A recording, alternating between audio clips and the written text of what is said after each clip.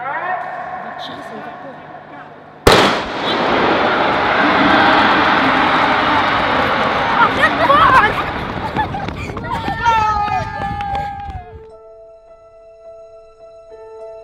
Pour moi, repousser ses limites, c'est essayer d'aller toujours plus loin. C'est de voilà, devenir plus fort, courir plus vite. C'est se surpasser. Par exemple, quand on est fatigué, on ne peut plus beaucoup courir et on essaye d'aller encore plus loin. C'est tracer sa route, avoir de nouvelles compétences et continuer. Donner le meilleur de soi. Courir plus vite, avoir de nouvelles compétences, voilà. Repousser ses limites, pour moi, c'est aller jusqu'au bout et tenter de faire le tout pour gagner les épreuves et avoir des médailles. Et quand on va plus loin, et on est fier de soi. Réussir des étapes, épreuves, tout ce qu'on peut, quoi. C'est de continuer même si on est fatigué.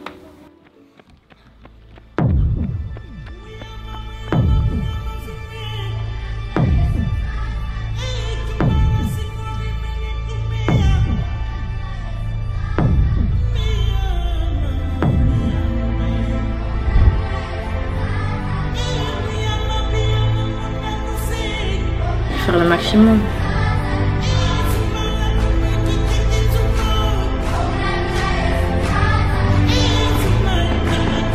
Si ne savez pas les camarades, reviens.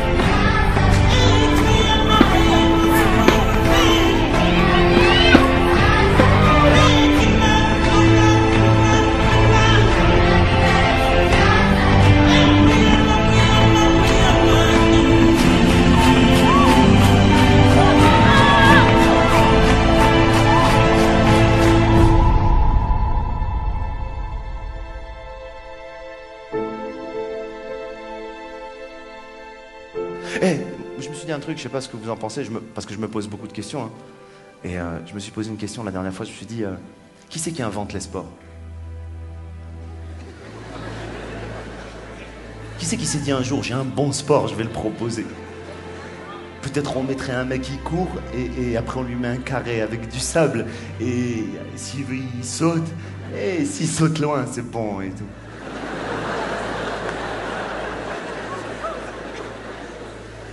Je vous interromps Hervé et Jean-Paul puisque nous avons les images. Regardez François Gerbier qui vient de s'élancer.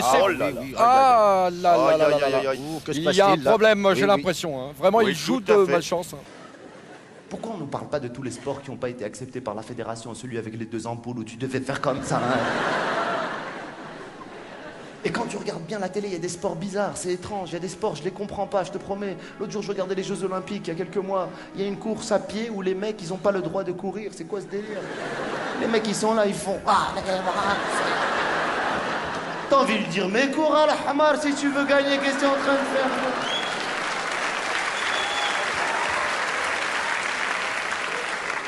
T'as envie de lui dire, mais pourquoi tu fais ça? Qui c'est qui t'a demandé de te mettre dans cet état-là? Non, je veux devenir tout rouge. Je comprends pas, moi, ces sports. Il y en a un autre aussi, j'aime bien. Saut à la perche, j'aime bien quand il saute. Mais le mec, avant de sauter, il fait un nombre de trucs. C'est pas possible. Tu dis à quelle heure tu vas sauter, c'est pas possible. Je vais zapper, je te jure, arrête, vas-y, saute.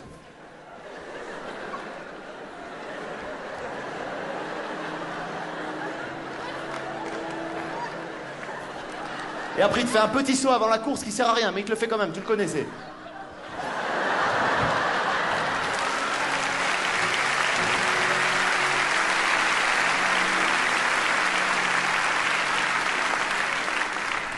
Je comprends pas, moi.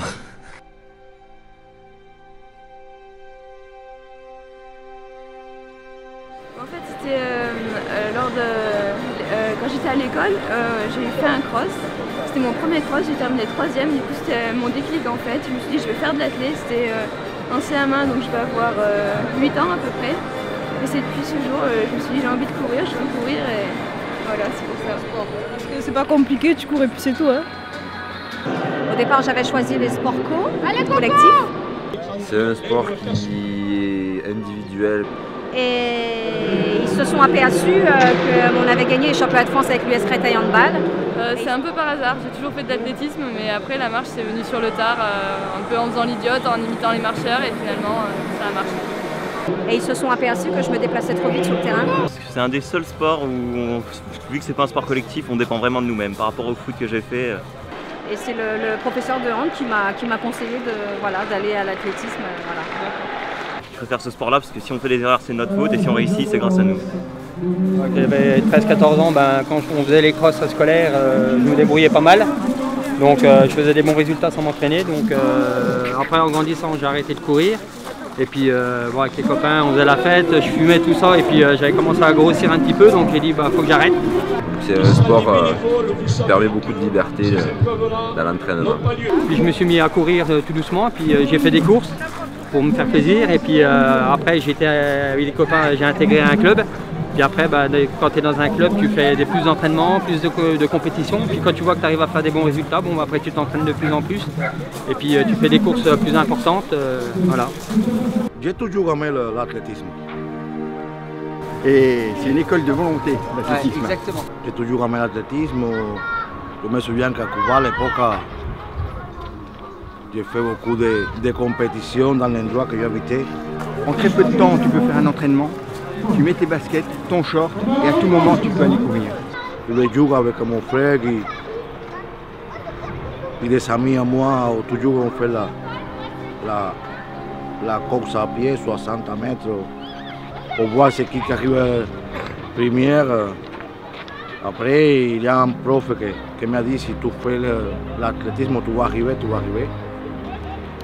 Mais j'ai toujours aimé l'athlétisme, et surtout le sprint. Ouais, ça c'est un peu comme on choisit de manger du crabe ou des crevettes, hein, c'est parce qu'on aime ça, c'est tout.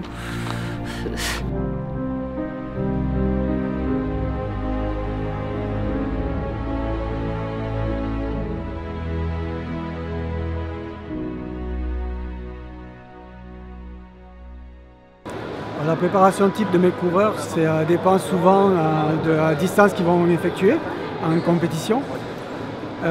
Principalement l'hiver, on fait beaucoup de foncier, c'est-à-dire du kilométrage. Ça demande un gros mental parce que l'hiver, les conditions ne sont pas très agréables. Si c'est un sprinter, si c'est quelqu'un qui est un athlète qui fait la course à long. Comme j'ai aussi bien des coureurs de 60 mètres ou des décathloniens, c'est-à-dire qui ne font pas que de la course à pied. Et que j'ai aussi bien des gens qui vont faire du marathon ou des choses comme ça. Ça dépend du type de préparation. Un sprint, comme moi à l'époque. Ils vont faire essentiellement de la vitesse, ils vont faire des musculations. Beaucoup de courses sur des intervalles courts. C'est un entraînement spécifique. Il va faire peut-être 10 fois 200 mètres, mais ça ne veut pas dire qu'il ne sera pas aussi fatigué que le marathonien à la fin de son entraînement, parce qu'il va le faire en récupérant davantage, mais en allant beaucoup plus vite. C'est pas un long entraînement.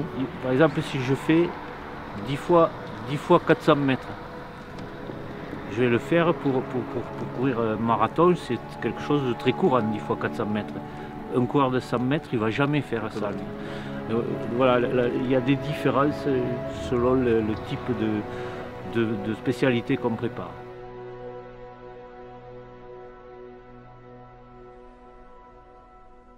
Oui, je pense qu'on peut arriver à préparer le corps humain à n'importe quel défi. Oui. Le corps humain, tu peux le préparer. Et même si c'était un papy de 92 ans. le plus dur, ce n'est pas le physique, c'est souvent la tête, comme on dit, qui ne suit pas. Le physique, souvent, quand il commence à casser, c'est qu'on est allé au-delà de ce qu'on peut faire. Mais chaque entraînement, il y a sa particularité. La tête peut faire dépasser les limites du corps physique. Voilà, tant que le corps résiste, on peut faire, oui.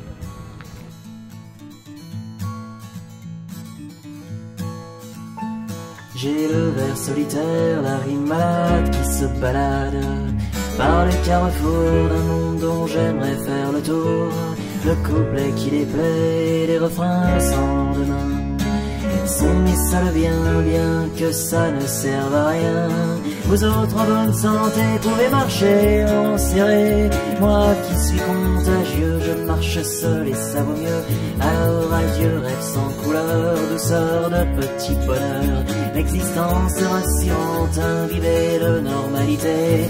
Oui, je marche vers la mort, mais n'avons pas, moi j'avance encore. Les portes du cimetière, je veux les franchir, l'air très fier, car c'est le mal d'être en cavale. Le cancer de vouloir voir la terre entière. Et les docteurs, les professeurs ne me font plus peur, car j'ai choisi mon malheur. En général, pour une course normale, je fais environ 80 km par semaine. Là, pour un marathon, je suis monté à 120 jusqu'à 150 km par semaine. Donc, j'entraînais à peu près 10 fois par semaine pour le marathon. En Allégie, la semaine de travail est moins dure. On fait beaucoup de footing, de ligne droite, de préparation. Je me repose un peu. Enfin, la veille, je me repose et sinon, entraînement l'avant-veille. Normalement, mes derniers entraînements, ils sont assez légers pour pouvoir avoir du jus pour la compétition. Un footing de 15 minutes, des gammes pendant 20 minutes et du sprint pur pour finir l'échauffement. L'entraînement de marathon est axé sur l'endurance, endurance-résistance. Donc les entraînements longtemps avant, la semaine, on essaie de faire beaucoup de kilomètres pour que le jour de la course, si on fait 42 km, musculairement, ça passe. Il y avait une préparation très lourde pendant l'hiver pour préparer vraiment le foncier, pour être en forme, pour se préparer pour l'été. Et ensuite, à l'approche des compétitions, je rentrais plus dans une phase vraiment explosive. Admettons le dimanche, je vais courir pendant 2 heures assez rapidement pour pouvoir tenir. Comme là, on a couru 2h30, donc il faut être capable de tenir 2h30. Une préparation, on va dire qu'on s'entraîne beaucoup au début, on s'entraîne de moins en moins pour être en forme pour la compétition. La guerre dans ma tête, c'est la guerre avant de courir. De tout tuer. C'était toujours le feu dans ma tête. J'étais vraiment, on va dire, on m'appelait ça comme ça, une bombe explosive. Donc, j'ai envie de tout casser. Moi, zen, on essaie de faire alors no stress et de la concentration. Envie de faire du mieux possible, de gagner même. Et moi, la sensation de me battre avec quelqu'un, c'est une sensation de non sais pas, de rire. Je me prends pas la tête, je suis là pour me faire plaisir. Il y a plein de personnes qui sont malades, qui ont des soucis, donc il faut venir pour se faire plaisir. Après, s'il y a un résultat, c'est bien. S'il n'y a pas de résultat, tant pis, c'est pas grave. Comme on dit, c'est le sport, et puis voilà, faut pas se prendre la tête, et puis du moment qu'on puisse courir, voilà, c'est l'essentiel.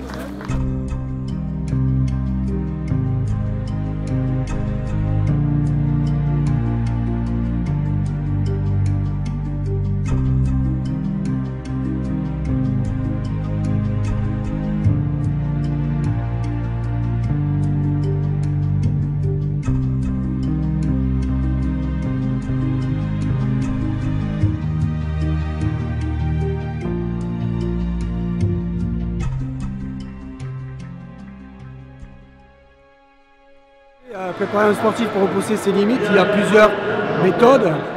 La méthode du coaching physique et tu peux avoir aussi la méthode du coaching mental. Par la régularité déjà. Il faut que toi il y ait une discipline. Être tout le temps à l'entraînement. S'il n'y a pas de discipline, ça ne fait rien. Voilà. Quelqu'un qui va repousser ses limites, il va s'entraîner minimum 3, 4, 5 fois par semaine. et il va s'habituer à un petit peu d'effort de plus en plus dur. Et c'est comme ça qu'il va arriver à repousser ses limites. L'athlète avec les meilleures qualités physiques, il ne fera jamais rien si jamais il n'a pas le mental. On a plein d'exemples comme ça tout le temps et le mental c'est la première base. C'est-à-dire qu'on est à la lutte avec une autre personne, le mental joue énormément, joue plus que le physique. Dès lors qu'on commence à se dire je vais faire ça et qu'on s'aperçoit que c'est difficile, le mental commence à rentrer en ligne de compte. Et faire une sortie de 20 km sous la pluie ou le vent demande un gros effort mental plus que physique souvent. Il n'y a pas besoin de faire des efforts surhumains pour commencer à faire rentrer le mental. Et par contre, le fait de s'habituer à faire travailler son mental comme ça va faire qu'on va pouvoir le faire travailler de plus en plus longtemps comme ça et donc de repousser de plus en plus loin ses possibilités de courir. Aller de plus en plus vite, aller de plus en plus loin, ça sera toujours possible, mais justement grâce à la régularité d'un effort et grâce à la régularité de vouloir toujours aller plus loin.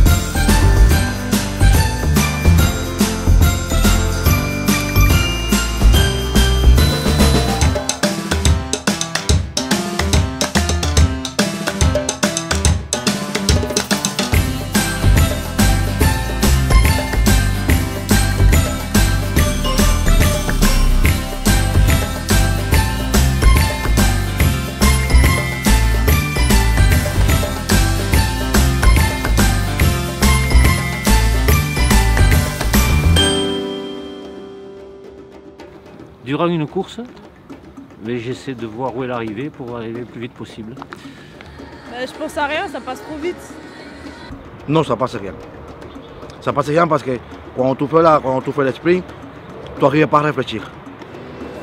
Je sais pas, je contrôle pas, je décapsule un peu.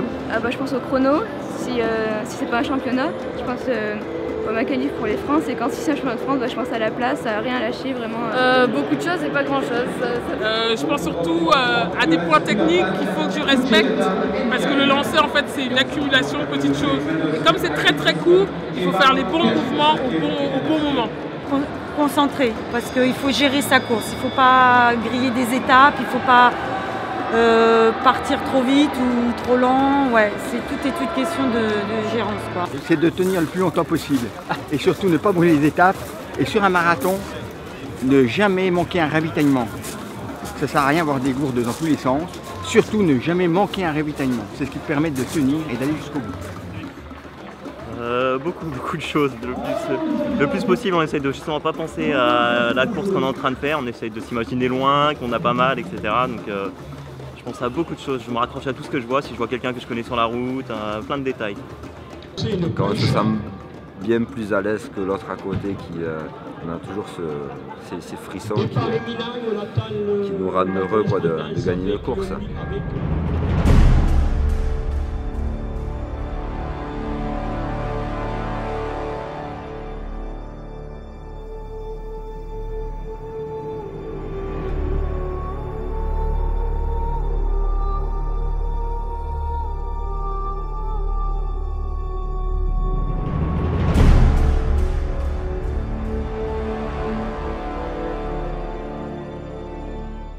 Oui, ça arrive. Ça arrive, et notamment là aujourd'hui, tu vois, les sprints contre les plus de corps dans les 5 derniers kilomètres, effectivement, j'ai beaucoup souffert. On ne voit plus rien, on ne sait plus où on est. On sait qu'il faut continuer à courir, on court machinalement, mais on ne sait plus où on existe. Pendant la vitesse, quand tu fais 100 mètres, 200 mètres, tu peux contrôler ton esprit. Particulièrement quand on arrive d'un 400 mètres, disons les derniers 100 mètres, on les fait ce qu'on dit dans le cirage. C'est vrai. C'est vraiment du dépassement de soi. À un moment, on n'arrive pas à contrôler ce que l'esprit a. Donc il faut essayer de suivre au mieux. Bah ouais, c'est à ces moments-là qu'on fait une contre-perf ou au contraire que le corps s'emballe et fait une perf qu'on n'attendait pas. Ouais, des fois on sait plus trop où on en est et les jambes elles continuent à avancer simplement, surtout sur 20 km. On finit comme on peut et on sait pas trop comment ça fonctionne.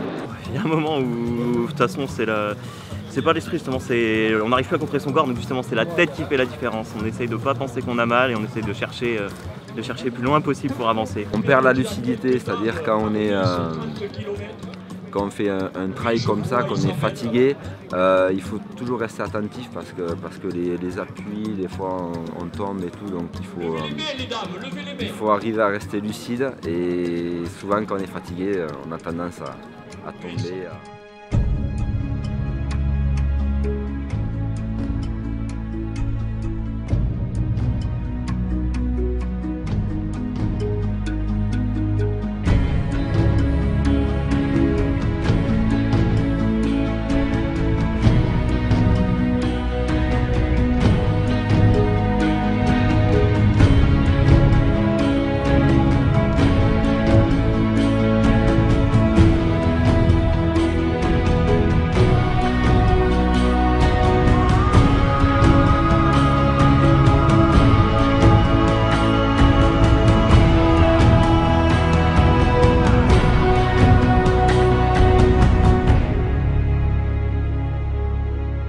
Je dirais que c'était ce 1er décembre 2013, c'était où j'ai battu mon record sur les 100 mètres, j'ai fait 2:14:59 et où je me suis battue pour le chrono justement et là vraiment j'étais super contente de réaliser un bon temps. Là on a voulu se donner à fond pour essayer de faire un résultat et donc j'avais donné un maximum en vélo, c'était à Gruissant, c'était Fassovan et on a fini la course à pied et en fait la course à pied j'étais cramé. Le relais au championnat du monde à Paris où j'ai dû redoubler d'efforts avec mes camarades parce qu'on n'était pas sûr de gagner toutes. Et vraiment on a essayé de former une équipe vraiment soudée et puis aller au-delà de nos limites toutes les quatre pour vraiment tout détrôner. Voilà, c'est parti, Patricia Girard pour l'équipe de France. Patricia qui va aller chercher Muriel Urtis. Elle est partie comme une folle, Patricia. Allez, allez, attention, voilà, c'est assuré, c'est passé. Muriel Urtis dans la ligne opposée contre les États-Unis avec Kirsty Gaines. Muriel dans la ligne opposée qui fait l'effort, qui revient. Allez, c'est super, Muriel, il faut passer à Sylviane. Oui, ça passe. Sylviane aussi. Allez, Sylviane dans le relais. Sylviane dans le virage. Sylviane Urtis, Sylviane Félix qui se bat. Qui va chercher Christine. Allez, Christine. Allez, Christine Arnaud. Allez, allez, allez, Christine Arnaud. Contre les États-Unis, ça va être juste. Allez, Christine, allez, allez, allez, allez, allez, ça va passer.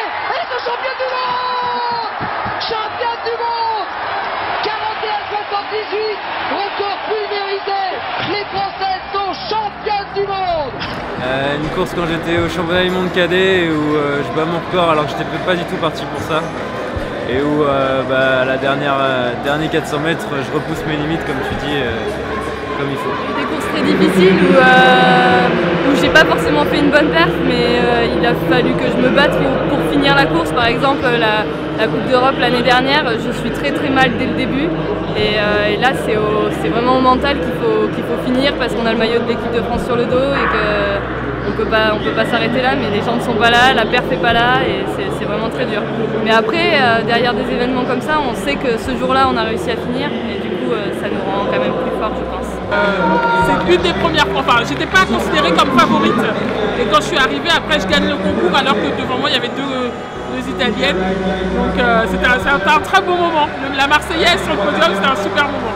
Le plus beau souvenir, c'était les Jeux olympiques de Sydney, quand j'étais troisième.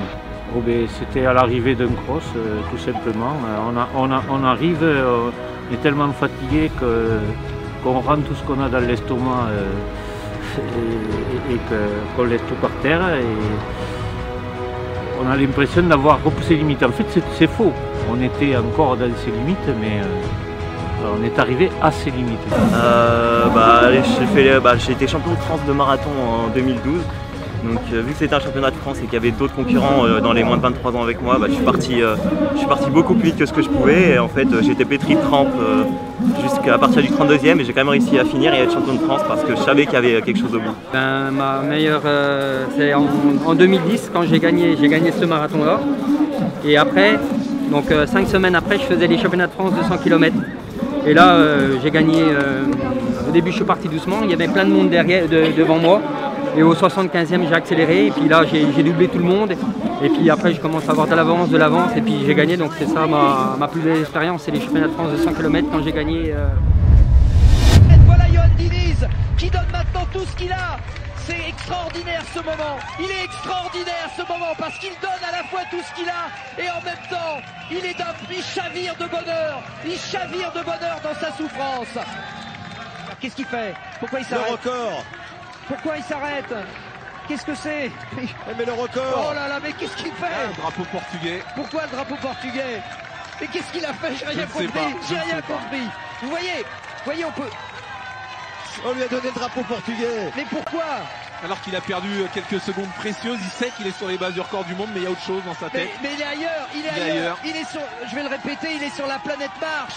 Il est ailleurs, Yoann Diniz. Il va être champion d'Europe et il va battre le record du monde en 7 ans arrêtés. C'est pas fort, ça, c'est pas bon. Regardez cette extase, ce bonheur indescriptible. Yoann Diniz, champion d'Europe et recordman du monde. Recordman du monde. Voyons maintenant ce qu'il va nous faire, Carl Lewis. Je peux vous assurer que tout le monde regarde la marque 8,80 m. C'est le plus en valeur absolue, c'est le record du monde.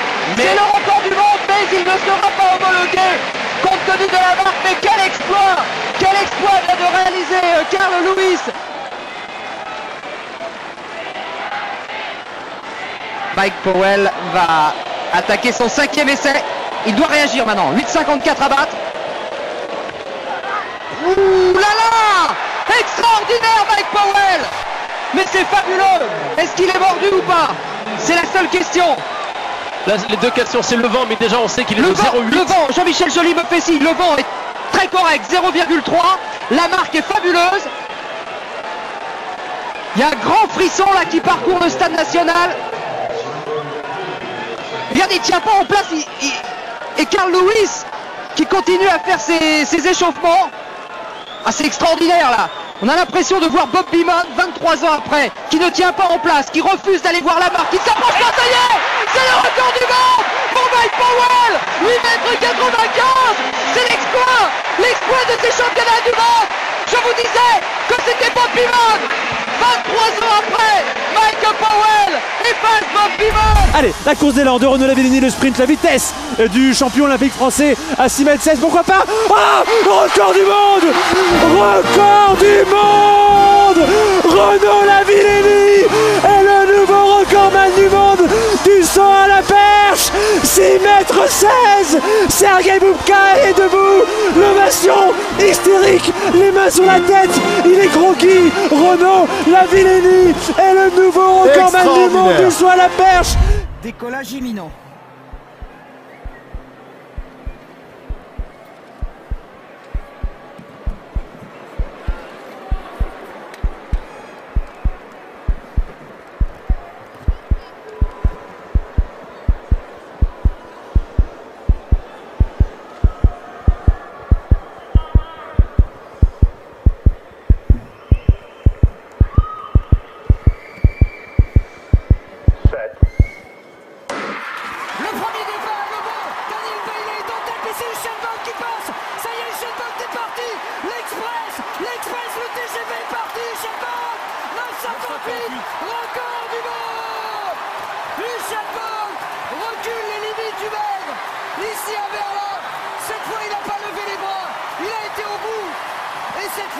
La classe encore une fois à parler.